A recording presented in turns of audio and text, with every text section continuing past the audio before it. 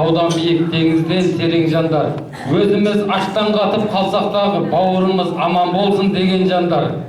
Бұл сайысты біраз алдым болады деп еді. Бұйырғаны бүгінге келген болар. Жақындаған жасыл шырша қарсаңында жаңа жылдық кәдесиім деген болар. Шырқалып тәуелсіздік асқақ әні жас ұрпақ санасында сақталады. Тәрбиені мектептен алған бала болашаққа нық сеніммен аттанады. Өскелең өрендерім сендер ғана, тәуелсіздік сендер барда тәуелсіздік мәңгілік сақталады. Аяқталып 2025 жылымыз, құрметтейік бірімізді біріміз. Әрқашанда жақсылықпен қауышып, төрт көзіміз аман есен жүріңіз. Қатыгездік танытпайық кей жерде, ақылымыз асып таста да мың жерден. Тамырсыз тал тәрбиесіз ел болмас, ата бабам тәрбиені шын көрген. Ал ендеше қош келдіңіз сайысқа, тақырыбы бақытсызбын дей көрме.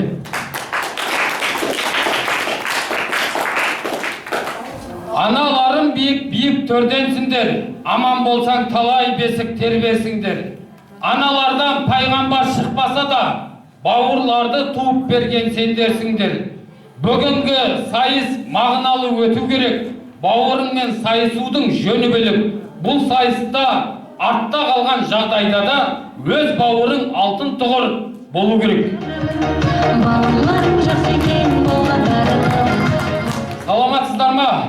Бүгінгі бауыр барда бақытсызбын дей көрме атты құрметті психология апталығының сайысқа қатысушы жанкүйерлері және қатысушылары. Бұл сайыстың мақсаты оқушыларға бауырмалдық, отбасындағы бірлік пен нық тәрбие, нық сенімділік, жауапкершілік сезімдерін қалыптастыру мақсатында үлкенді ізетпен, кішіні құрметпен қарау деген. Ал бұл сайысты бастамас бұрын біз қатысушыларымызды ортаға шақырсақ. Ду қол шапалақ.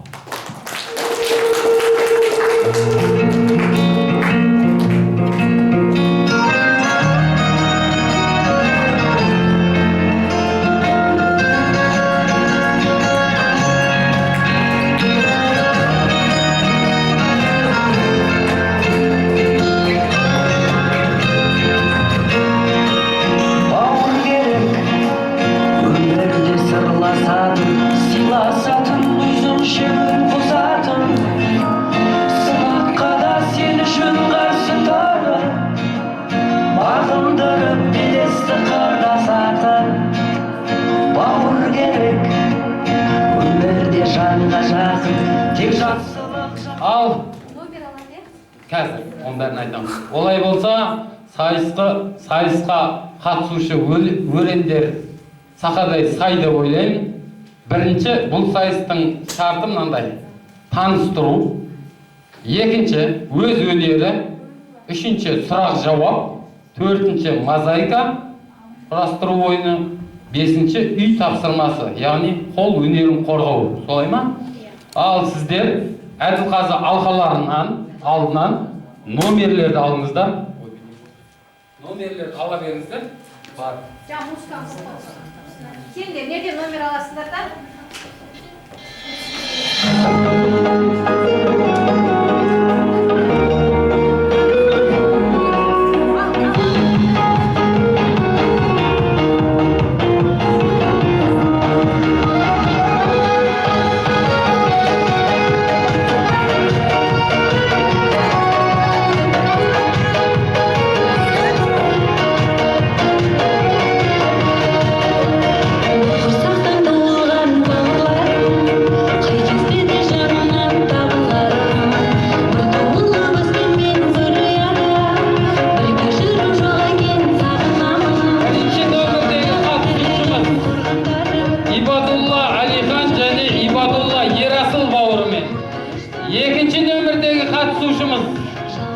Қосынбай Бегасыл және Қосынбай Ерасыл бауырымен.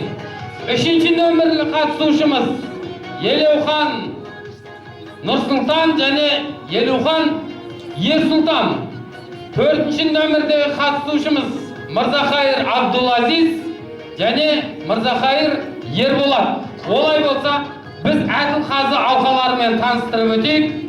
Қара қылды қақжарған таныстырып кетейін Әділқазы алқасын құралған мына жандардан деп мектебіміздің директоры, яғни Махамбетова Дина апайымыз, екінші музыка көркем өнер пәнінің мұғалімі Сейітова Гүлзағира апайымыз екінші Әділқазымыз, үшінші Әділқазымыз Абдуғаппарова Наргиза апайымыз көркем еңбек пәнінің мұғалімі.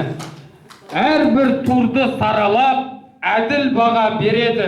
Қатысушы және көрермен осы кісілерге сенеді. Қандай шешім шығарса да, демек соған көнеді деп, сіздер бір ретпен таныстыруға дайын болыңыздар. Нөмірмен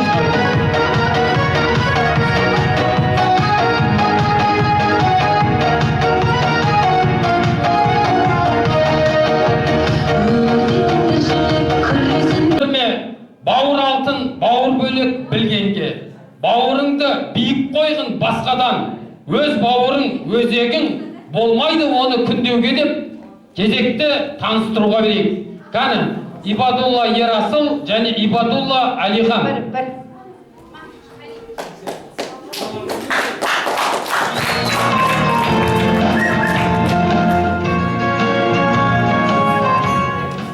Текті адамның қады бар тәнімізде, бір тоқталып өтейік халіңізге.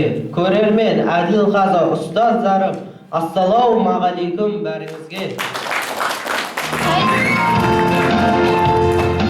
Сайыс заңыз, жігіттерді жарыстыру, деңгейін бір басқаға биік қылу. Көрермен, сіз тараптан қолдау болса, біздің мақсат осы ортаны жандандыру. Әкем қанат, асқар тауым, ақ жүректім, анам әсем, ақылшым, шын тілекшім. Екеуіндей жақсы жаннан үлгі алып, бойымызға адалдықтың дәнін ектік. Қаным қазақ, тілім қазақ, тәнім қазақ, елге, руға бөлінбеуді жөн санап. Алихан, Ерасыл деген ұлдарыңыз біз боламыз. 9-7 сыныптардан келдік бақ сынап. Бұл сайыста барымды сақтырсам, мағынасы өзгешелеу себебі, бауырмалдық тақырыбы таңдалған, әр жүрекке рухани ой береді.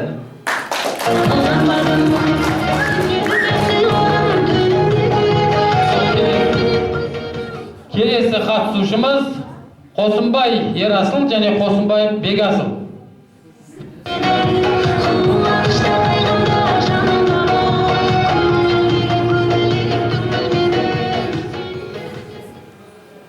Тегі бүтін қазақтың баласымыз, бауырабалар кең байтақ даласымыз, келіп тұрмыз бауыр болып бірге біз бағындырсақ өнердің деп дарашымын. Өнердің жолы қиын шығар бәлкім, сөзімді мына біздің оғар халқым, амандасу сөз басы сыйластық бұл, баршаңызға ассалаумағалейкум. Бауырларға бозыншы қошемет бұл, қошеметті шабытымыз шақырып тұр. Қос бауыр Ерасыл мен Бегасылға бет бұрымыз, махаббаттың айдынына батырып бір. Асқар тауда әкенің баласымыз, от жүрегі елім деп жалындаған, ақ жауықты ананың дарасымыз, даралықты ашықпен қабылдаған. Ал жарайсыздар, келесі Елеухан Нұрсұлтан және Елеухан Ерсұлтан.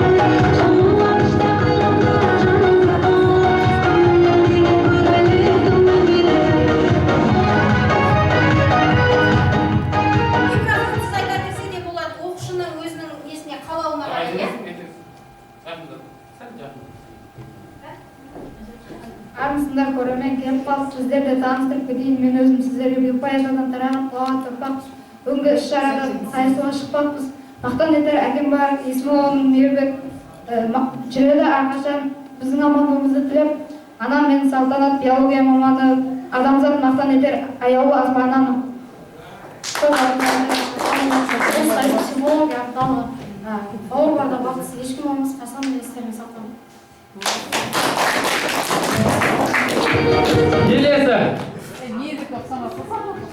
Келесі Мырзахайыр Абдулазиз Мырзахайыр Ерболат.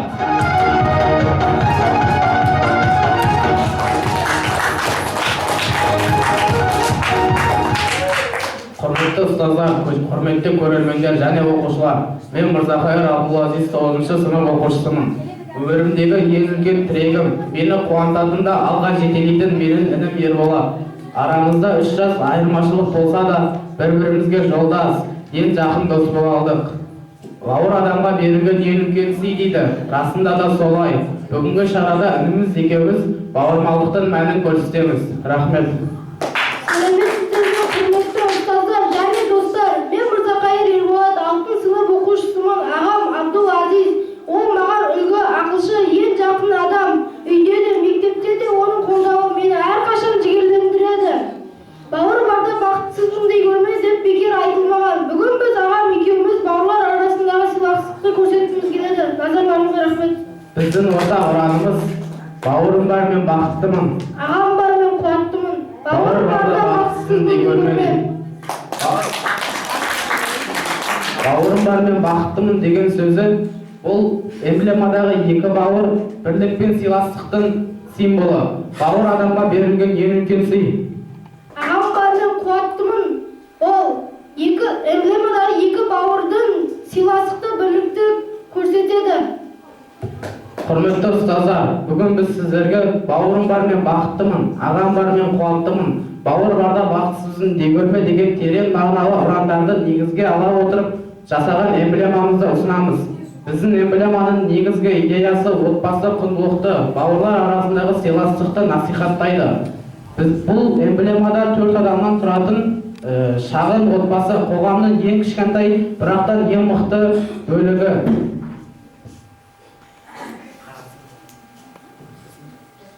Біздің жанұяда 11 жан бар. Ата-әжеміз, әке-шешеміз, ағамыз, әпкеміз, ініміз, 2 қарындасымыз бар. Отбасы әрбір адамның алғашқы мектебі, алғашқы ұстазы және алғашқы бағдар берушісі. Қорытындылай келе біздің отбасы әрбір адамға, біздің отбасы мейірімдің, бақыт, бауырмалдықты насихаттайды. Бауыр бақыт, бауыр қуат, бауыр тірек, назар салып тыңдағандарыңызға рахмет.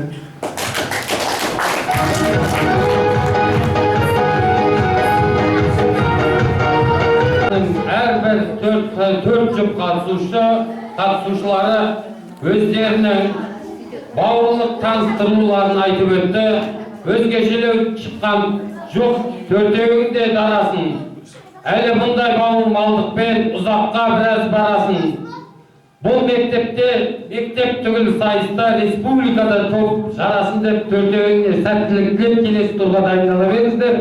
Олай болса, таныстырудың бағасын көріп өтсек, келесінеге шаттан дайындала берсек.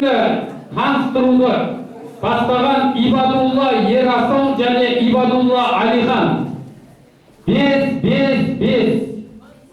Және екінші нөмірлі таныстыруды бастаған Қосынбай Бегасыл, Қосынбай Ерасыл 4-5-4. Қосынның өздері жазылып қойсақ. Үшінші нөмірлі таныстыруды бастаған Елеухан Нұрсұлтан және Елеухан Ерсұлтан 4-4-4-4. Төртінші нөмірлі қатысушы Мырзахайыр Абдулазиз және Мырзахайыр Ерболат 5-5-5.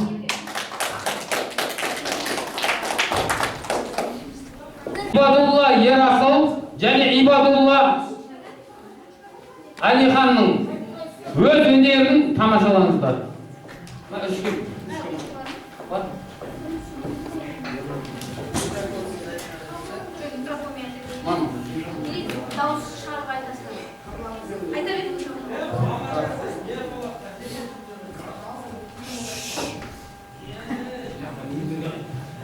Жұмыстан кассетқа кіріп кеттім. Маған қарызға ақша бере аласың ба?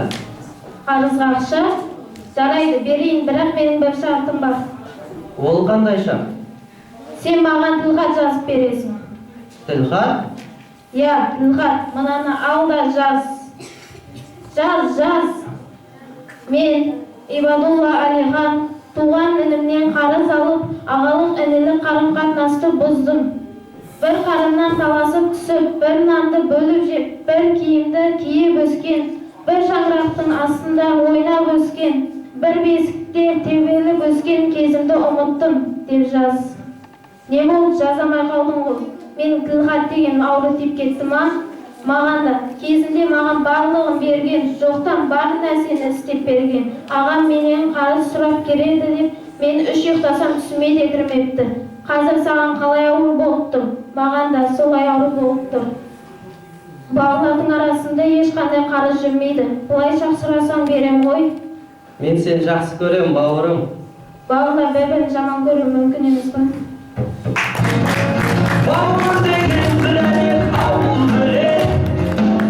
Бауырласып жүргенде ауыр демек. Әр бауырдың амандығын тілейік. Өмірде әр адамға бауыр керек. Бауыр деген атам бар, шүкір інім бар. Бауырдан артық кімін бар, жоқтан Құдай бар қылған. Бауырлар, аман болыңдар, бойымда тамыр, қаным бар. Бауырға айтар әнім бар, көрмесе іздеп сағынған. Бауырлар, аман болыңдар, көңілді қимас жаным бар. Өмірде тармақ жолым бар, көрмесе іздеп сағынған. Бауырлар, аман болыңдар.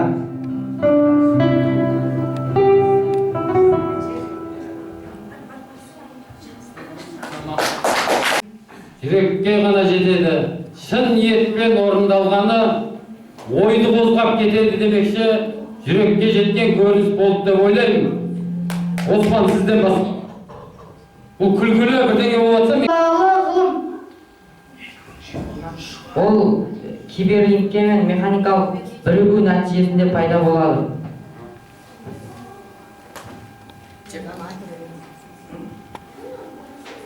Жиырма ғасыр робототехника ғасыры болғандықтан біз робототехника мамандығын таңдадық.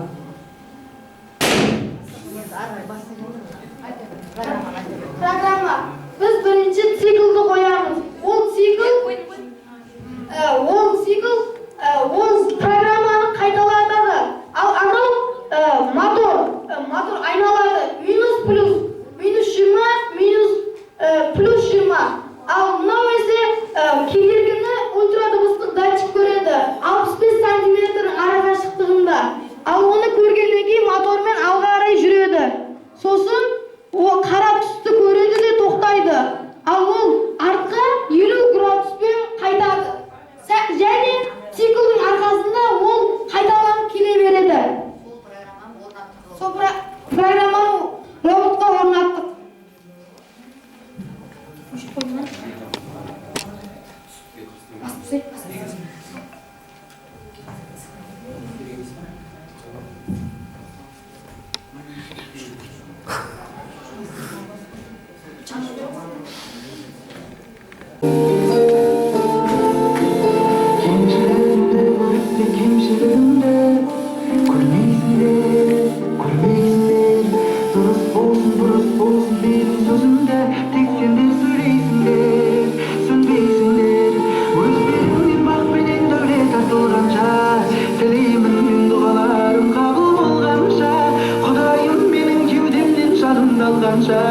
Барымдалғанша, соңғы дем қалғанша. Бауырларым, жақындарым,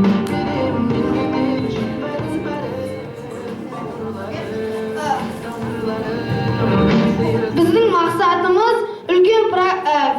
үлкен фабрикаларда адамның орнына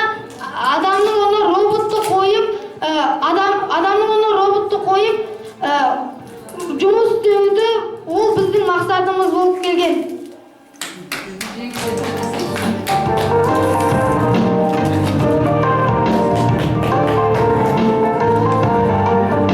әр қатысушымыз Елеухан Нұрсұлтан және Елеухан Ерсұлтан.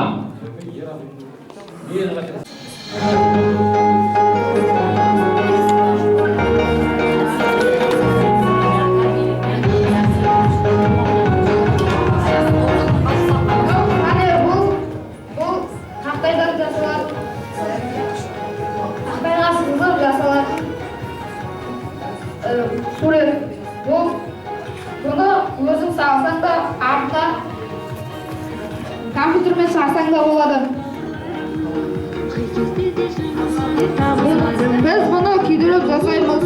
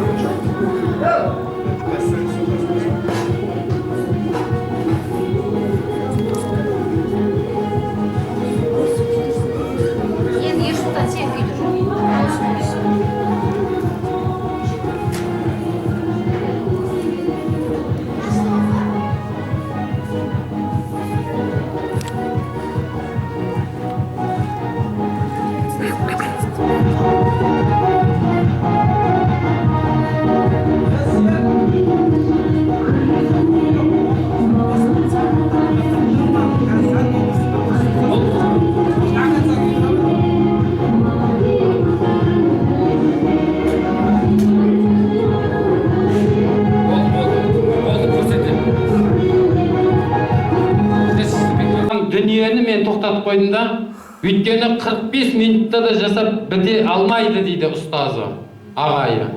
Сондықтан жасалу несін көрдіңіздер, ары қарап әрлеу басқа қылу жұмыстары келесі сайыстарда бола береді. Бірақ бұл да оңай дүние емес, ешкімнің бірінің қолынан келмейді.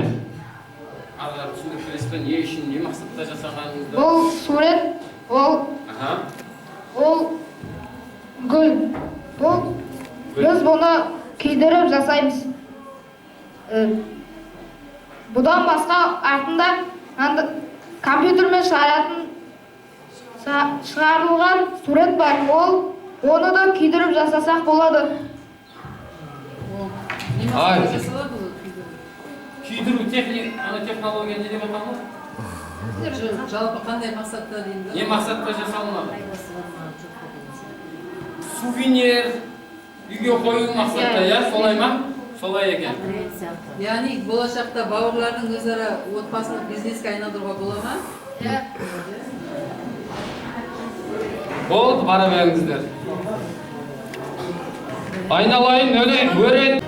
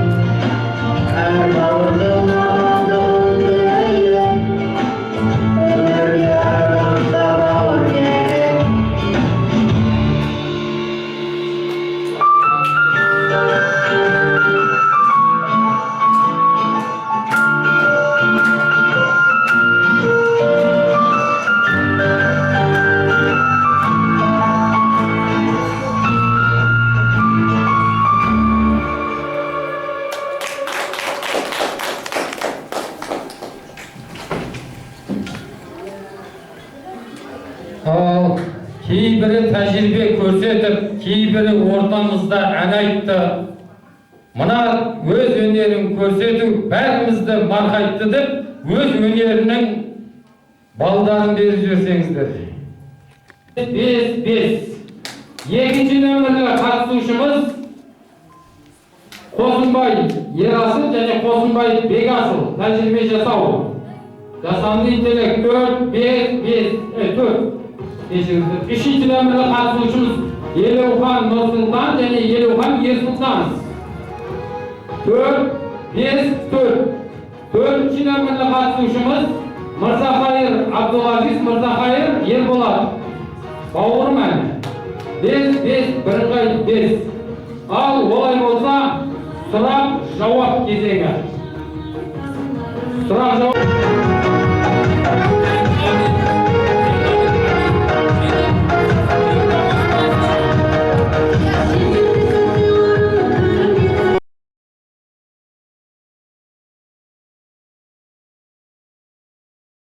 болуы керек.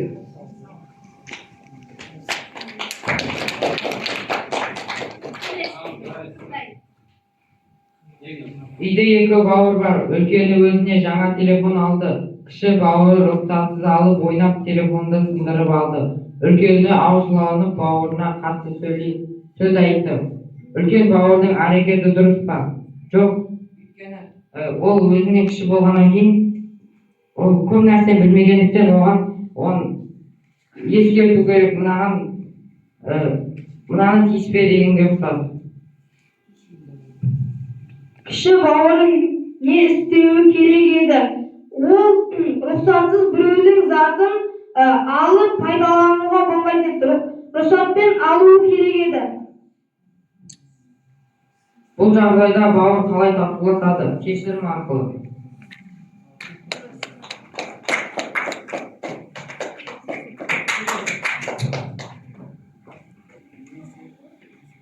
Кіші бауыр үлкен сабағында дайындалып қойған дәптерін жыртып тастайды. Алғашында қорқып, шындықты айтпайды.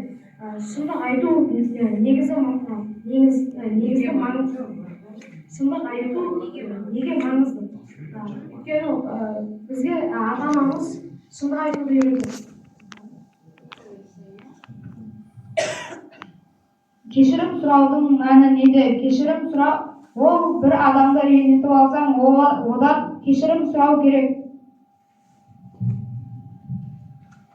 Үлкен бауыр қалай әрекет етуі тиіс? Біз кіші бауырымызға неге жырттың деп сол айтамыз. Кіші бауырың жыртып қойды ғой сенің дәптеріңді. Не істейсің сол кезде өзің? Жай сөзбен айтылады.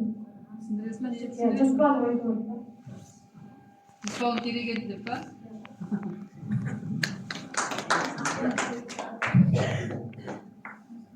Үйде бір ғана компьютер бар. Екі бауыр да бір уақытта пайдаланғысы келеді. Келісе алмай дау туындайды. Бұл мәселені қалай шешуге болады? Екі бауыр бір компьютерді кезектесіп көру керек. Кезекпен пайдалану неге маңызды? Кезекпен пайдаланса, мысалға бірінші бауыр пайдаланатын уақытта екінші бауыр оның мазасын алмайды және оған кедергі тигізбейді. Ол тек өзінің ойы, өзінің жұмысына ғана назары артады. Ынтымақтықтың мәні неде? Ынтымақ ол екі бауыр ақылдасып, ойласып, бірге жұмыс жасау, бірге шешім қабылдау.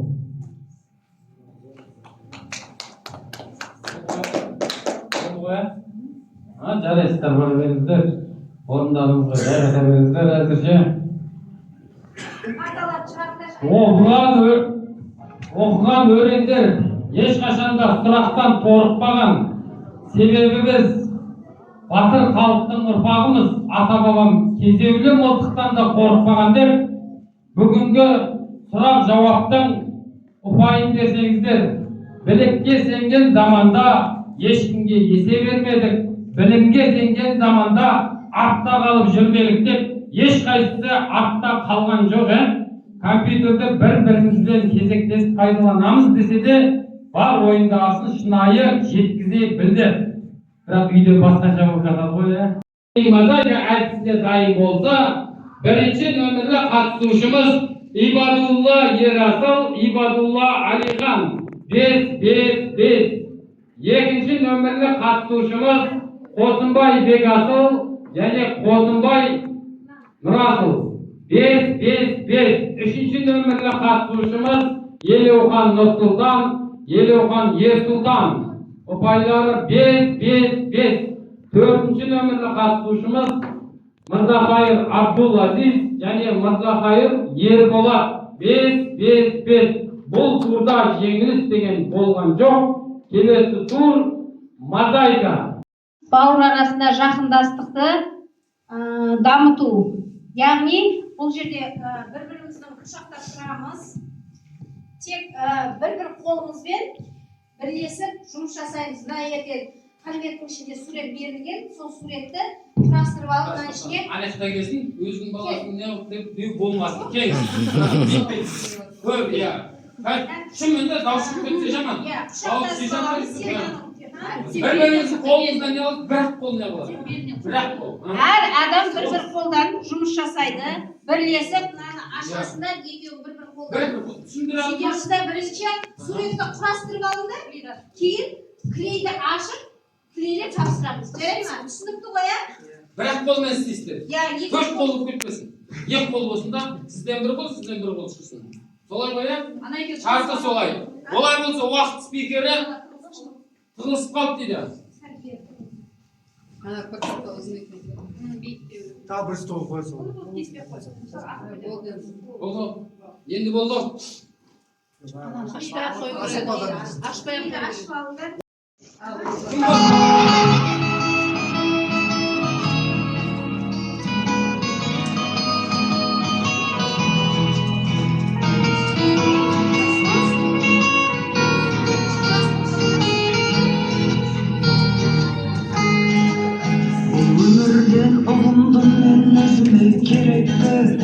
Алайда отқа түсіп жаралады жүректі. Мен қандай күйде болсам да менен бет бұрмайтын шынайы бауырларым қайдасыңдар жүректі. Арманға асықтым сендерден алысқа кетіп, біреумен алысып жүрмін, біреумен теңдесіп. Білсем де уақыт азын естеліктер келмесін. Үміттерімді ақтағым келеді ел кезіп. Сіздердей бауырларды қайдан табам жанашыр? Біздерді көріп қатты қуанса екен анашым. Іздеңдер бір-біріңді, сендерге не көрінді? Бәріміз бірге түстік бір құрсаққа таласып. Сіздердей бауырларды қайдан табам жанашыр? Біздерді көріп қатты қуанса екен анашым. Сендер бір-біріңді, сіздер бір-біріңді, бәріміз бірге түстік бір құрсаққа таласып.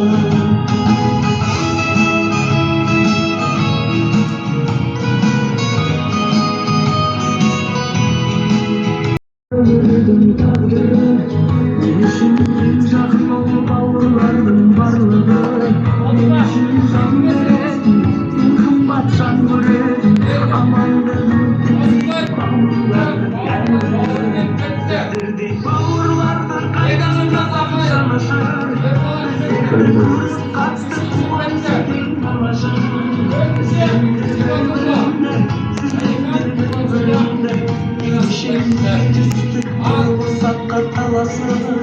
Сіздердей бауырларды қайдан табам жанашыр? Біздерді көріп қатты қуанса екен анашым. Сіздер бір-біріңді, сіздер бір-біріңді, еңшеңдегі түстік бір құрсаққа таласып.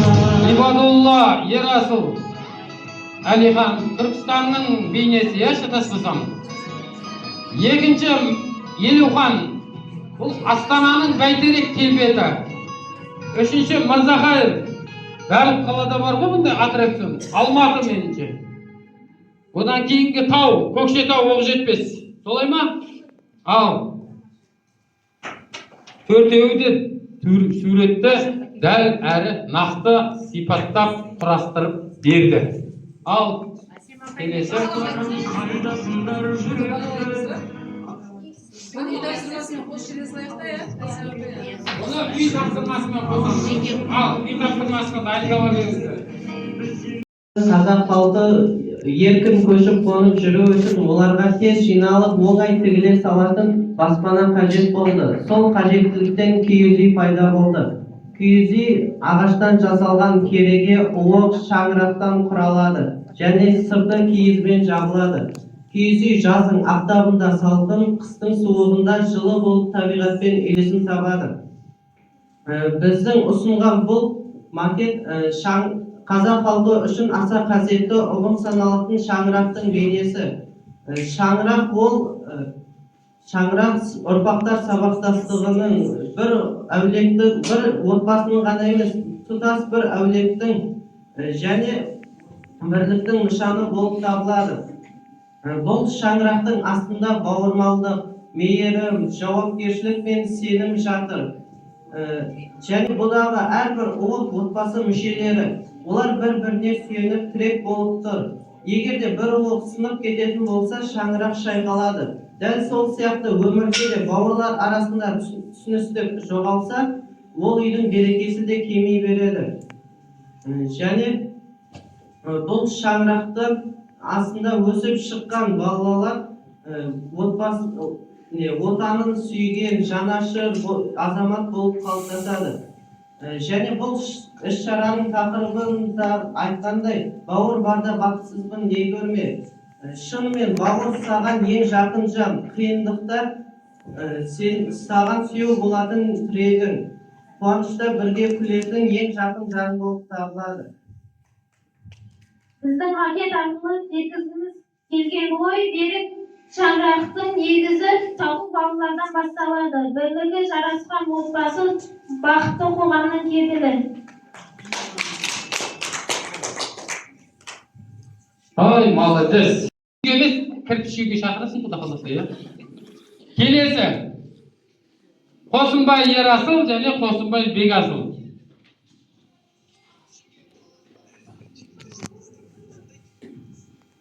Торсық бұрынғы заманда шұбат пен қымызды құюға арналған. Шұбат пен ол түйенің терісінен және өгіздің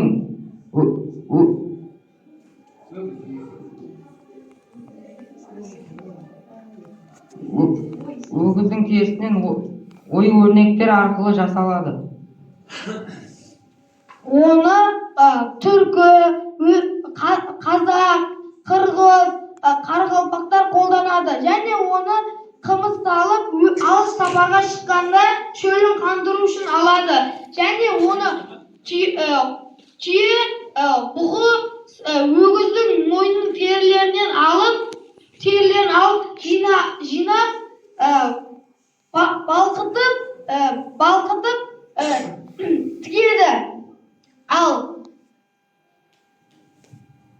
біз осының ішінде мейіз торсықты жасадық, және мейіз торсықтардың әртүрлі бар. Шимай торсық пен мейіз торсық. Біз оның ішінде мейіз торсықты жасадық.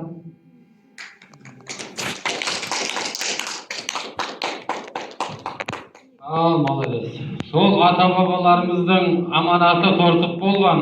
Торсыққа ыдысқа құйсаң қымызды салқындататын болған.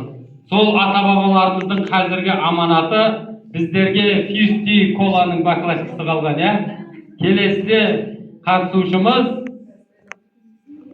Елеухан Нұрсұлтан және Елеухан Ерсұлтан. Не келесіздер? Үйлерің бе бұл?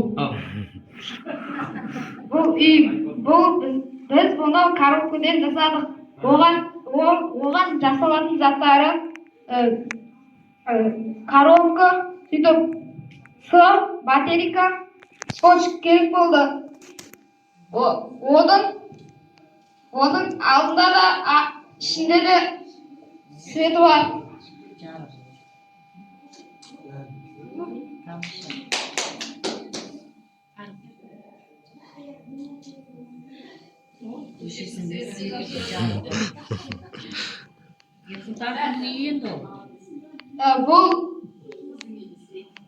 Bunun içinde cihazları var. Енді бауырларға қатысты бір айтсаңдар, әдемі ибадуллар ұқсас. Bunda biz Nursultan Ege'mizde var. Қалай өмір сүресіңдер енді ол үйде екеуі? Күніге осы төбелесесіңдер ма? Ақылдан өмір сүріп.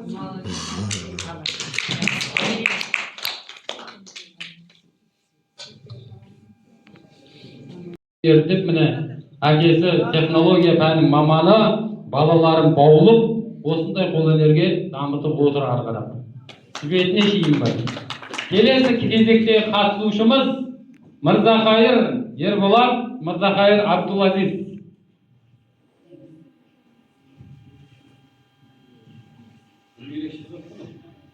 Біздің көрнекілігіміздің атауы бауыр өмірдің берекесі. Бүгінгі іс-шараның тақырыбы бауыр барда бақытсызбын дей көрме болғандықтан біз осы қызыл түсті домалақ пішіндік корзинаны ұсынамыз. Корзина қамқорлық пен мейірімділіктің символы, ал оның домалақ пішіні отбасының ажырамас шеңбері, бауырлар арасындағы мызғымас байланысты білдіреді. Корзинаның ішіне жұмыртқа қорапшасын жылтыр түспен бояп орналастырдық. Ол әрбір бауырдың отбасы ішінде өз орны, өз құндылығы бар екенін білдіреді. Бұл қызыл түс отбасының мейірімділігін, жауапкершілігін білдіреді. Және де жылулықты білдіреді. Біз бұл корзина арқылы мейірімділікті, сыпайылықты, жауапкершілікті, бауырлар арасындағы мейірімділікті көрсеткіміз келеді. Бауыры бар адам, бай адам, бауыры бар үй, берекелі үй. Бастарынан бақ кетпесін, ылайым астарынан тақ кетпесін. Ертең есейіп, ер жеткен кезде, орамалды кісі қонаққа келген кезде, осы айтылғандардың барлығы жайында қалып кетпесін. Нұрсұлтан, сен бауырлардың алдында тұрсаңыздар, соңғы тапсырманың балын көрсеңіздер. Өз құлақтарыңызбен естіп, өз көздеріңізбен көрсеңіздер. Олай болса, Әділқазы алқасы өз бағасын берсеңіздер.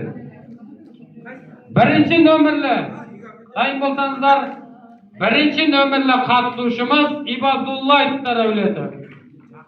Ерасыл және Әлихан. 5-5-5. Екінші нөмірлі қатысушымыз Қосымбаевтар. Бегасыл және Нұрасыл. 5-5-4. Үшінші нөмірлі қатысушымыз Нұрсұлтан және Ерсұлтан Елеухановтар. 5-5-4. Төртінші нөмірлі қатысушымыз Мырзахайыр Ерболат және Әзиз. 5-5. Наргиз апай, көтеріп жіберсеңіз 5. Бағаларыңызды көрдіңіздер. Енді сырттаса 5 минут ой қозғау қорытындысын Әділқазы алқаларынан. Әні бар ма? Ән айтқанша сіздер құлақтарыңыз әнде, жүректеріңіз мәнде болсын. Ән бастаймыз.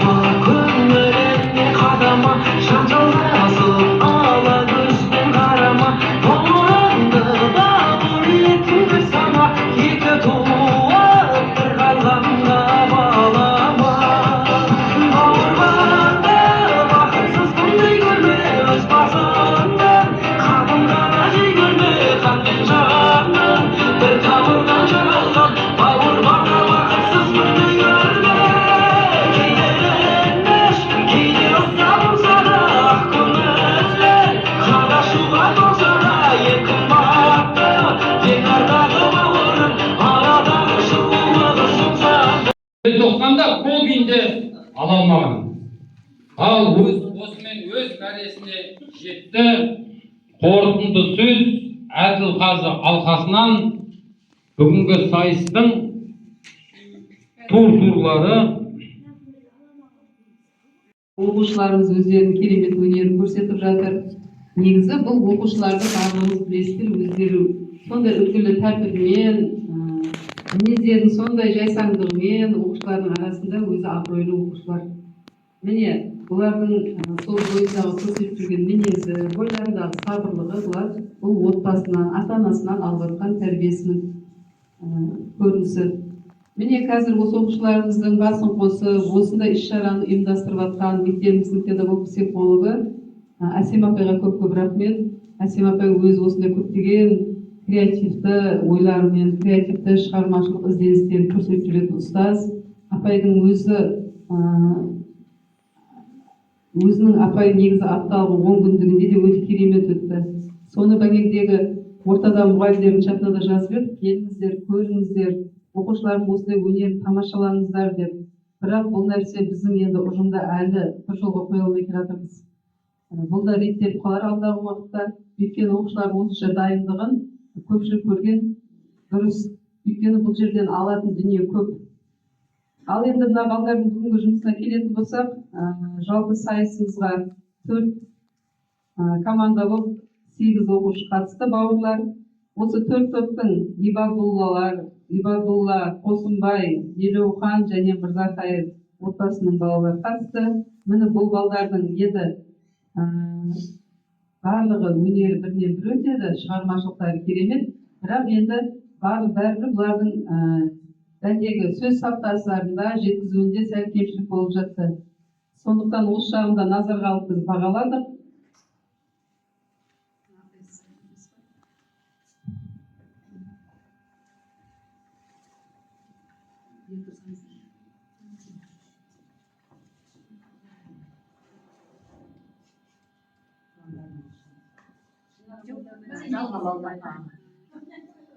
Ал құрметті ұстаздар, оқушылар, мынау керемет бір жаңағы бауыр барда бақытсыздық дей көрме шарасын көрсетіп жатыр. Әсем апайға ерекше алғысымды білдіремін. Оқушылар тамаша, керемет. Мына жерде айтып кететін Ибадулла жалпы ұпайы жинаған 60 балл. Екінші қатысушымыз Қосымбайлар 55, үшінші қатысушымыз Елеухан отбасы 54 және Мырзахайыр отбасы 60 балмен көрсетті. Енді мына жерде біз оқушылардың орын емес, номинациямен марапаттайтын боламыз.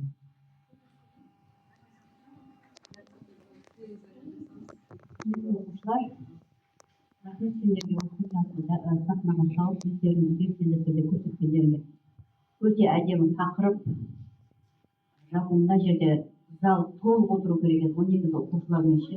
Тек қана мұғалімдер ғана емес, бүкіл мектептің оқушылары көру керек еді бұл. Өте әдемі шығыстар, өте әдемі көріністер болды.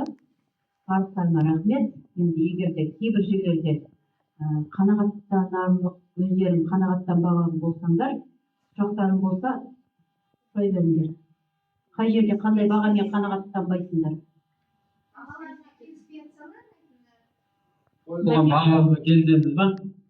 Ал? Мына жерде 60 балмен жинап шықтыңдар ғой, сондағы бұл жерде екі үлкен ағаларының кішкене жоғары сыныпта оқитындары да бұл жерде жас ерекшелікте. Бәрі бірдей ғой? Алтының барлығы 9, алтының барлығы 6 мен 7. Жоқ. Ойына қарап емес, ойына мәңгіліксің. Риза болатынымыз негізі бұл жерде көп жаңағы үй тапсырмасында мен 4 қойдым да, өйткені бұл үйге берілген тапсырмада, үйге берілген тапсырма болғаннан кейін бұлар барынша дайындалу керек. Сөз саптастары бойынша да, одан кейін істеген істері мен сөйлеген сөздері бір-біріне барынша тең болып байланысып тұру керек еді да. Содан кейін мен кішкене одан кейін барып мына жерде өз өнері бойынша мына екі отбасыға төптеп қойдым. Өйткені мына жерде жаңа қазіргі таңдағы тың үлгідегі маман таныстырып отыр ғой, иә. Негізінде қарапайым ғылыми тілмен емес, қарапайым өзіміздің күнделікті сөзбен де түсіндіруге болатын еді да. Сонда көпшілікке түсінікті болатын еді ол. Ғылыми тілмен түсіндіргеннен кейін ол тек қана өзінің маманы ғана түсінеді ғой. Одан кейін тағы неге Елеухан Нұрсұлтандарда тек қана мына жерде макетті жасап шыққан кездеші оны коробкадан жасалады деп емес, оны басқаша жаңағы өзінің қандай өнер, сәулет өнері деген сияқты бір басқаша барынша дайындалу керек оған. Сол үшін бұл жердегі барлық жаңағы шығып отқан оқушылар ата-ананың жетектеуімен шығып отыр ғой. Сол үшін бұл жерде ата-аналардың да кішкене барынша тағы да қосымша сүйемел дегенде барлықтарын тең болады деп ойлаймын. Өте әдемі, рахмет. Барынша өздерін көрсетсіндер, бұдан кейін де өздерін бұдан да жоғары белгістерді көрсетсіндер деген үміттемін. Рахмет сендерге. Жоқ, олар сахнада негіз дайындап, ата-анасы дайындамады емес, бірақ ана жерден жерлеріп қадам басында жерге келгеннің өзін анша өзің алдында айтқаныңды ұмытып қаласың. Ол шын нәрсе да. Мына жерде мен сөйлегенмен, мен ертең облыстық семинарларда шығып жүрмін ғой, айтқан нәрсенің жарысқа кетеді да. Сондықтан бұяқта да сәл түсінікпен қарау керек. Әйтпесе бір күнде болған дүние емес бұл. Апталап неғылды. Бірақ анау таныстыруға бірақ өте дайындалу керек еді. Зулдар, мынау Елеухандар Зулдар айтышты тақпақ сияқты. Билік бастауы атты 10 күндік аясында 6-9 сынып оқушылар арасында өткен бауыр барда бақытсыздың не көрме тақырыбындағы байқауға белсене қатысып, бауырмалдық пен мейірімді насихаттаған үшін жүректен шыққан жыр номинациясы бойынша Елеухан Нұрсұлтан мен Ерсұлтан марапатталады.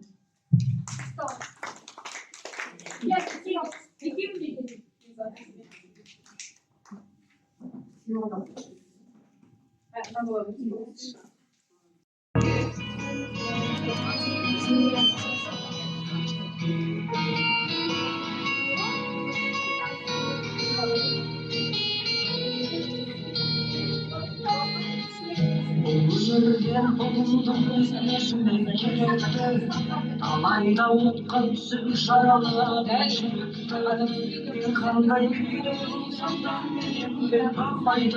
Шығармашылық ізденіс номинациясы бойынша Қосынбай Ерасыл мен Бегасыл марапатталады.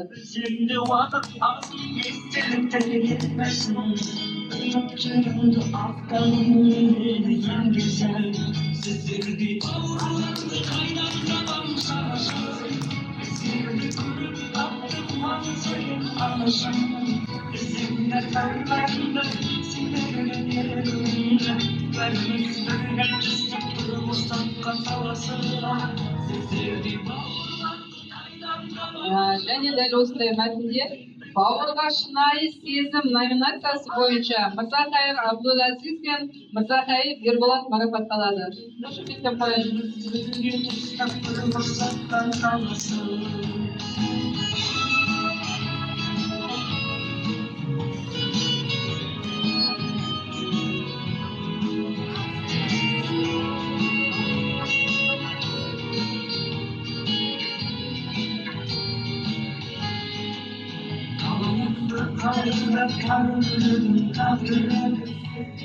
Бауыр барда бақытсызбен не көрме тақырыбындағы байқауға белсене қатысып, бауырмалдық пен мейірімді насихаттаған үшін отбасы құндылықтарын дәріптеуші номинациясы бойынша Ғибадулла Алихан мен Ерасыл марапатталады.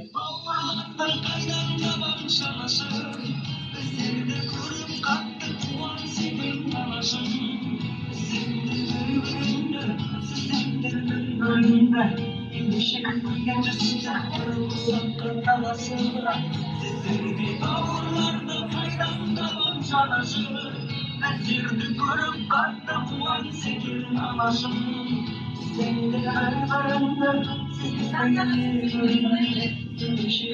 Ал міне марапатталған балдар өте керемет сыйлықтарға ие болдыңдар. Құттықтаймыз. Құдай қаласа, бауырымыз бақыттарын дүниеге айта берсін, басқаларға үлгі бола білсін.